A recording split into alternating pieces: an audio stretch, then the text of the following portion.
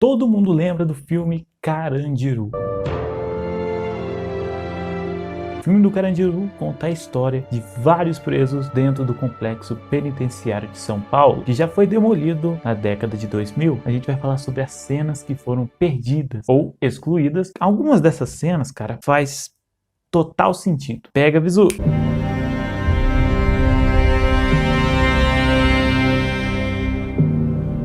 Vocês lembram do personagem do Lázaro Ramos, o Ezequiel? Pois é, cara. É uma história que eu olho pra ela e falo, não faz sentido não ter aparecido no filme. A história dele é o seguinte, na cena cortada, tem ele entrando no consultório lá, do doutor, e ele perguntando se não tem um remédio pra ele viver mais, né? O doutor fala, pô, tem que largar a droga, né? E ele fala que ele não era drogado antes de entrar na cadeia. Cara, isso é louco. Ele conheceu o vício dentro da cadeia. E com isso, o cara contraiu muita dívida lá dentro. Ele começa a contar a história dele antes do que acontecia no Carandiru. Que começa com ele andando de moto, aí ele para do lado de um cara, ele rouba o cara, aí ele faz uma ligação e a gente descobre que esse cara tava metendo golpe no pai dele, ele usava as coisas do pai dele, o Ezequiel, ia lá, fazia os roubos, ligava pro cara e falava, pô, posso te devolver por tal valor aí. O filho que ajudava a roubar o pai e o Ezequiel ajudava a roubar também, ganhava uma parte, era uma bagunça. Ele ainda conta a história da irmã dele. Vocês lembram daquela cena? É no dia de visita, aí tá ele conversando com caras lá pra ele, fala assim, ó, eu vou pagar minha dívida, mas vocês podem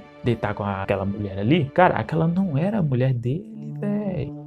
Ela era a irmã dele, cara. E o mais louco, cara, ele queria ser surfista. Tem uma cena dele lá no Carandiru, em cima de uma prancha. E os dois lá parece que era mó parça e não sei o que. Ele tinha o sonho de ir pro Havaí. Só que ele não foi. Ele virou motoboy. Dava golpe também. E ele fala que ele só virou motoboy por causa da irmã dele, cara. Sim, a irmã dele. A irmã dele tinha sido engravidada por um cara e o cara largou ela. E ele começou a cuidar dessa irmã. E por causa disso, além de ser motoboy, ele roubava. E isso explica por que ele tinha aquela vibe meio surfista, tá ligado? E isso explica por que ele começou a ficar viciado, cara. Ele não era viciado antes, ele ficou viciado dentro da cadeia. Depois que meu pai morreu, azarou, velho.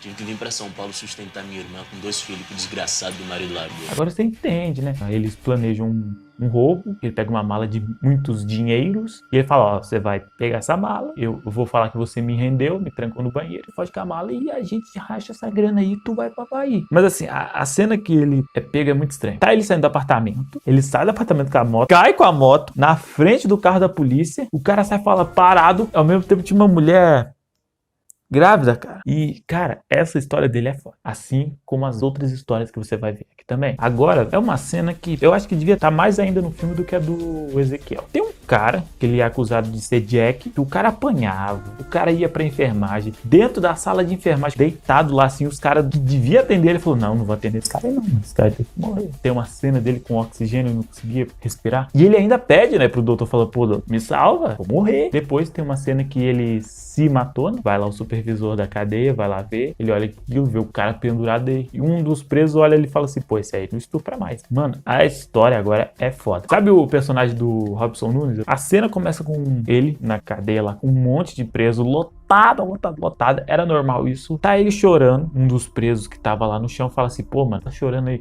Pô, mano, minha mãe nunca mais vai me perdoar. Já é a segunda vez que eu vou preso. O cara que tava lá conversando com ele fala assim, pô, mano, escreve uma carta. Não sei escrever uma carta. Ele fala pra escrever na carta as coisas que ele sentia, o que ele ia fazer. Aí, enquanto ele falava isso, tinha um policial que passava ali na porta da cela e começa a ouvir. Aí, quando ele termina de falar, o policial fala pro cara, né? Pô, e aí, artista, o que você fez? Aí ele fala, pô, eu roubei um feirante ali. Aí o policial ficou doido, mano. O policial falou, mano, que porra de assalto feirante o quê? Você estuprou uma menina de 15 anos com uma arma na cabeça em frente da mãe? Velho, ele gritou isso pra todo mundo, velho, na tela ouvir. Velho, aí depois disso a cena é pesada. Começa os caras batendo nele, começa os caras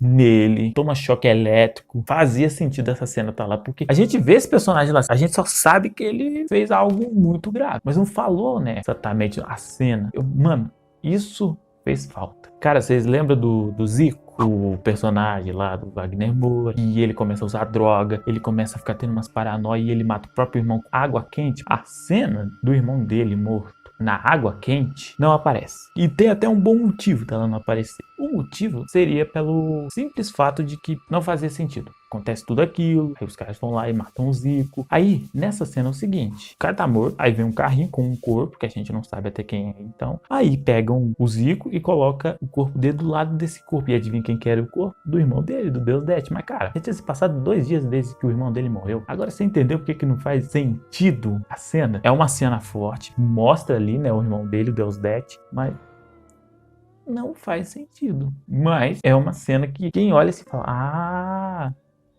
tá. Agora uma cena que eu acho que devia estar no final, cara. Sabe aquele personagem que ele fazia uns balão? Pô, o cara tava na cadeia lá, ficava no canto dele e só queria ser solto. E ele ainda sai da cadeia antes da rebelião. Cara, essa cena é muito louca, porque tá ali um bosque muito bonito, né? Os filhos dele, os netos dele e a esposa dele. Tá o doutor também lá. O mais louco disso, cara, é que ele começa a falar o seguinte: os meus filhos eu não vi crescer, mas os meus netos eu vou. E o doutor fala, se Deus quiser, e ele acrescenta, mesmo que ele não queira, eu quero. E o filme encerraria então com essa cena dos balões subindo, que eu acho que assim seria uma cena que fecharia bem melhor. Eu acho que aquela cena que o doutor falando no final e os presidiários falando, eu acho que aquela cena foi pensada depois. Eu acho que essa cena era o final. Aí depois eles viram, por algum motivo não gostaram, parece que filmaram essas partes. Tanto é que é uma parte que é como se fosse um documentário, sabe? Que tá eles conversando e o doutor narrando a cena. E esse foi o vídeo de hoje. Eu espero que você tenha gostado.